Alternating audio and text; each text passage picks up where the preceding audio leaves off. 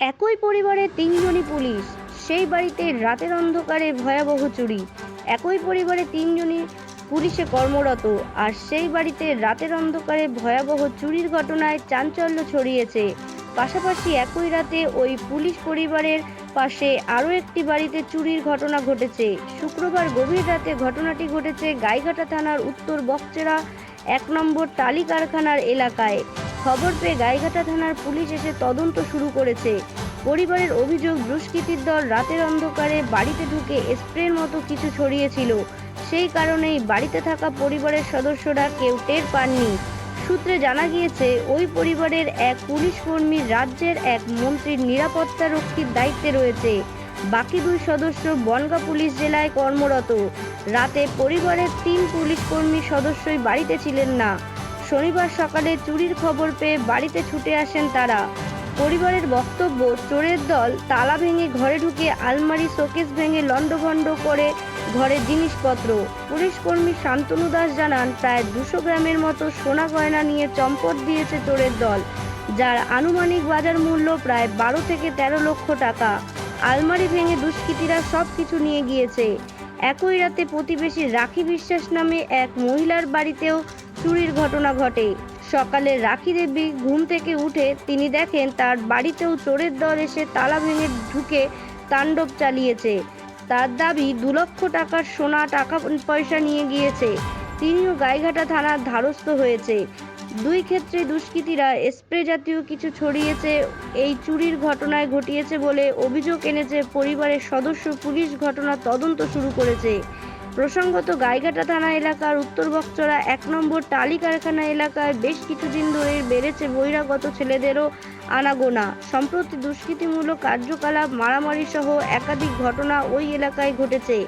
পরপর চুরির ঘটনায় এলাকার মানুষের মধ্যে ক্ষোভের সঞ্চার হয়েছে। রাত্রে ঘুমিয়েছিলাম, ঘুম থেকে উঠে দেখি আমার শোকেসের সব তালা খোলা, সব চাবি এলোমেলো করা আছে। ঘরে যত জিনিসপত্র ছিল সব বাইরে ফেলানো আছে। ব্যাগটাও বাইরে ছিল, ঘরের দরজা খোলা ছিল, সামনের গেটে তালা ভাঙা ছিল। আমি ঘুম থেকে উঠে দেখি ঘরের ভিতর কিছু নেই। আমার সোনা, আমার আংটি, কানের শাঁখা বাঁধানো, পলা বাঁধানো, সব কিছুই দেখি না। তখনই আমার মাকে, শাশুড়িকে ডাক দিয়েছি, দেখ আমার ঘরে কি কেউ ঢুকেছিল? বলছি না, কেউ তো ঢুকেনি। তখন দেখি আমার সোনা জনা সব কিছুই নেই। তখন আমি আমার হাজব্যান্ডকে ডাক দিই যে ওঠো, দেখো ঘরে থেকে সব চুরি হয়ে গেছে। তখন উঠে সব দেখে যে কিছুই নেই। হ্যাঁ, হ্যাঁ, চুরি হয়েছে ঘর থেকে। না, আমরা কোনো শব্দ পাইনি, আমরা কোনো একটা শব্দ, কোনো কিছুই পাইনি আমরা। হ্যাঁ, ওরকম টাইপের কিছু হয়েছে, না হলে এই সব তো ঘরে তো সবাই রয়েছে, কেন ওই ঘরটাই চুরি করেছে? আর একটু তো শব্দ পাবে মানুষ। তালা খুলে একটা চাবির শব্দ হয়, তালা ভাঙার শব্দ হয়, সেটা তো পাবে। কোনো শব্দই আমরা পাইনি। হ্যাঁ, পুলিশ এসেছিল, নাম লিখে নিয়ে গেছে। বাড়িতে না থাকার সুযোগ বললে ভুল হবে। অ্যাকচুয়ালি বাড়িতে ছিল, বাড়িতে মা প্রেজেন্ট ছিল, দিদি ছিল, ভাগ্নে ছিল, 3 জন এই রুমে, এই ঘরটাতে ছিল। আর পাশে একটা ছোট ঘর আছে, ওই ঘরটাতে বাবা থাকে সাধারণত। উনি আলাদাই, মানে রাত্রেবেলাটা গিয়ে থাকে, আবার দিনের বেলা এখানে খাওয়া দাওয়া সব কিছুই হয়, মাঝে মধ্যে ওই ঘরটাতে থাকে। তো আমি সকালবেলা ডিউটিতেই ছিলাম, ডিউটির ওখান থেকে দিদি হঠাৎ করে ফোন করছে, ভাই এরকম অবস্থা যে আমাদের বাড়িতে কিছু নেই, তালা ভেঙে সব কিছু নিয়ে গেছে। তো আমি তো তড়িঘড়ি করে বেরিয়ে এলাম, এসে তারপর দেখি বাড়িতে এই অবস্থা, কোথাও কিচ্ছু নেই। যা ছিল মোটামুটি সব ওই ঘর থেকে সব নিয়ে গেছে। আমার ঘরে সেরকম কিছু পাইনি। অ্যাকচুয়ালি আমার ঘরে আমার যে অ্যালবামটা ছিল ওরা টার্গেট করেছে জুয়েলারি বক্স, সেই বেস করে ওটা নিয়ে বেরিয়ে গেছে। হয়তো আমার জিনিসটা সেরকম এফেক্ট পড়েনি, কিন্তু ওই ঘরে ওর যাবতীয় যা ছিল সমস্ত কিছু, যা ক্যালকুলেশন করছি প্রায় অ্যাপ্রক্সিমেটলি 200 গ্রামের কাছাকাছি সোনা বাড়ি থেকে মানে নিয়ে গেছে। কিন্তু ওদের কোনো, যা শুনলাম, ওদের কোনো সেন্স ছিল না এই কারণে বাচ্চাটাকে সকালবেলা ডাকছে, বাচ্চাটা 4 বছর বয়স, ওর কোনো মানে হুঁশ ছিল না। ওকেও বাবা এসে ডাকছিল, ওরও কোনো হুঁশ ছিল না। মেন গেটের তালা ভেঙেছে, আলমারি ভেঙেছে, ও ঘরের শোকেস ভেঙেছে, আমার ঘরের ড্রেসিং টেবিলটা ভেঙেছে।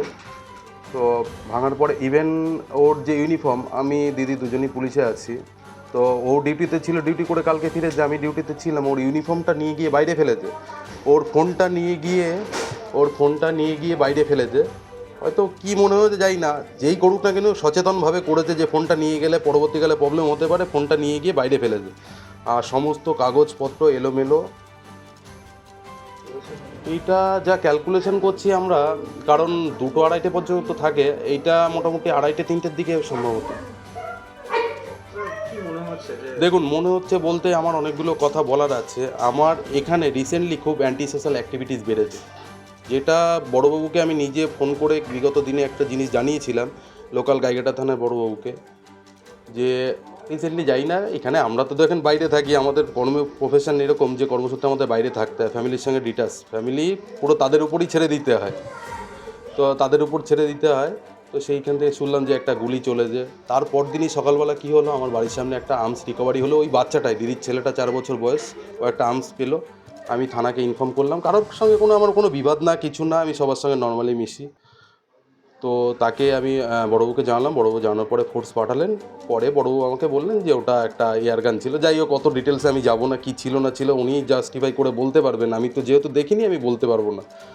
তো আর আমাদের পাশে যে কারখানার মাঠটা, টালিবাটাটা, এইখানে খুব বাজে একটা অ্যাক্টিভিটিস তৈরি হয়েছে। বাজে অ্যাক্টিভিটিস বলতে আমি বড়োবাবুকে সচেতন করেছিলাম এর আগে এই ব্যাপারে।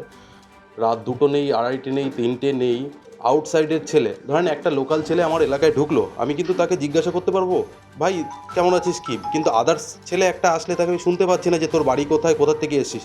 এরকম আদার্স পার্সনের অ্যাক্টিভিটিস বেশি এখানে। এই মাঠটাতে অন্তত 40-50 জন ছেলে সবসময় মানে ঘোরাঘুরি করে, সবগুলোই বাইরে, ম্যাক্সিমাম বাইরে, যাদের কোনো আমরা চোখে দেখিনি, আমরা দেখিনি তাকে। তো এইখানে যেটা শুনেছি, তাদের নিয়ে গাড়ি বাইক নিয়ে আনাগোনা, আর ওইখানেই গণ্ডগোলটা হচ্ছে, যারা করছে বাইরে থেকে এসে করছে। তো আমরা কেন সাফার করব? আজকে আমরা নিজেরাও তো নিরাপদ না, আর বাড়ির লোকজন কী করে নিরাপদে থাকবে? তো লোকাল প্রশাসনের কাছে অনুরোধ করব, আমরা যেহেতু প্রশাসনের মাধ্যমে একটা কাজে যুক্ত আছি, প্রশাসনের কাছে রিকোয়েস্ট করব সুষ্ঠু স্বাভাবিকভাবে প্রক্রিয়া করে মানে তদন্তভারটা এগিয়ে নিয়ে যাক, মাল যাতে আমি রিকভারি করে পাই। সকালবেলা আমরা উঠেছি, উঠে দেখছি যে আমি আগে উঠেছি, উঠে আমি কলে থালা বাসন ধরছি, বৌমা দুটো ব্যাগ ওই ফেলানো, তো বৌমা উঠিনি, তা আমি মনে মনে ভাবছি কি ব্যাগ দুটো ছেঁড়া মনে হয় বৌমা ফেলিয়ে দিয়েছে। আবার আমি এই তালা খুলেছি, খুলে আমি এদিকে আসি, এসে দেখছি কি এই তালা খোলা। তা এই তালা যখন খোলা, তখন আমি ভাবছি এনে আবার ওঠে মাঝে মাঝে ভোরবেলা, আমি বলছি তাহলে ভোর হয়ে গেছে মনে হয়, ওই জন্যে তালা খুলেছে আর তালা দেয়নি। খানিক পরেই দেখি যে তালা কাটা। এই তারপর কি দেখলেন বৌমার ঘরে? ওই বৌমার ঘরে যেয়ে দেখলাম যে সব এলো থাইলো, তাহলে বৌমা কাঁদছে যে ওমা আমার সব নিয়ে গেছে, আমার কিচ্ছু নেই।